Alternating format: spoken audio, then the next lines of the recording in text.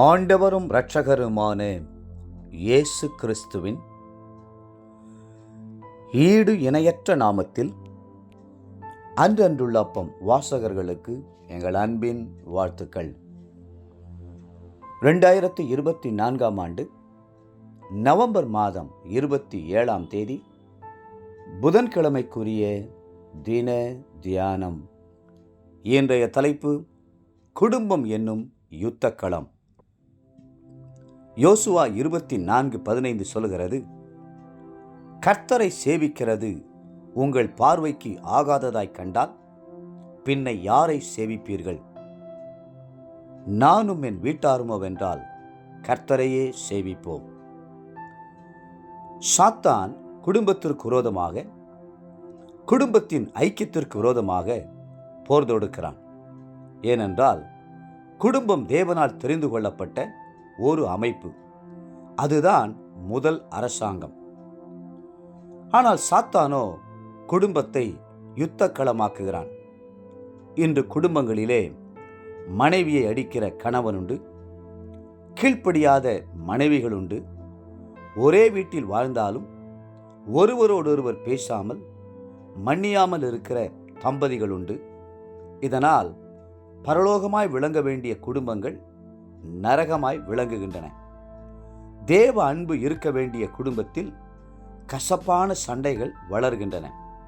இதனால் பிள்ளைகள் பெரிதும் பாதிக்கப்படுகிறார்கள்.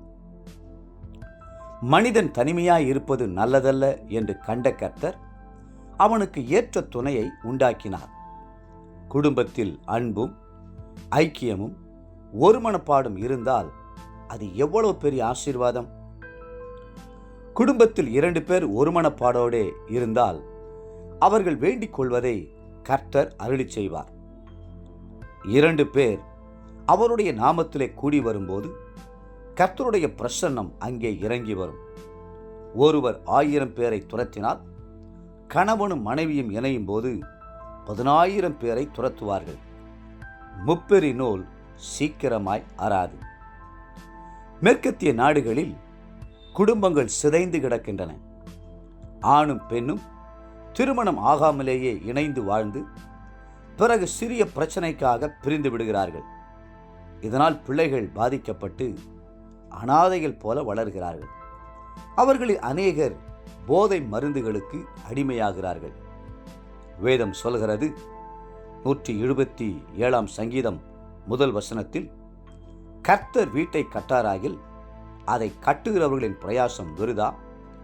கர்த்தர் நகரத்தை காவாராகில் காவலாளன் விழித்திருக்கிறது விருதா. குடும்பம் ஒன்றாய் கட்டப்பட குடும்ப ஜெபம் அவசியம். குடும்ப ஜெபம் இல்லாத வீடும் கூரை இல்லாத வீடும் ஒன்றுதான். ஆகவே குடும்பத்தின் ஒருமனப்பாட்டுக்காக ஊக்கமாய் ஜெபிக்க வேண்டும். இயேசு பிரவேசித்த அநேக வீடுகள் உண்டு. இயேசு, சகேயுவே, நீ சீக்கிரமாய் இறங்கி வா, இன்றைக்கு நான் உன் வீட்டிலே தங்க வேண்டும் என்றார். லூக்கா 19:5. கர்த்தர் அந்த வீட்டிற்குள் பிரவேசித்த போது அந்த வீட்டிற்கு ரட்சிப்பு வந்தது. கர்த்தர் யவீருவின் வீட்டிற்குள் போனபோது மரித்த அவனுடைய மகளை உயிரோடு எழுப்பினார். பேதுருவின் மாமியின் வீட்டிற்குள் பிரவேசித்து ஜுரத்தை நீக்கி அற்புதம் செய்தார். பெத்தானியாவில் லாசருவின் வீட்டிற்கு வந்தார். மரித்த லாசருவை உயிரோடு எழுப்பி கொடுத்தார். இன்றைக்கு உங்களுடைய வீட்டின் வாசற்படியில் நின்று கதவை தட்டுகிறார். வெளிப்படுத்தின விசேஷம் 3:20. தேவப்பிள்ளைகளே, உங்களுடைய வீடு எப்படி இருக்கிறது? கர்த்தருக்கு முக்கியத்துவம் கொடுத்து அவரை கனப்படுத்தி முன் வைப்பீர்களேயானால் உங்கள் குடும்பத்தில் தேவ பிரசன்னம் நிறைவாயிருக்கும். இன்றைய நினைவிற்கு ஏசாயா 8:18. இதோ நானும் கர்த்தர் எனக்கு கொடுத்த பிள்ளைகளும் சியோன் பர்வதத்தில் வாசமாயிருக்கிற சேனைகளின் கர்த்தராலே இஸ்ரவேலில் அடையாளங்களாகவும் அற்புதங்களாகவும் இருக்கிறோம்.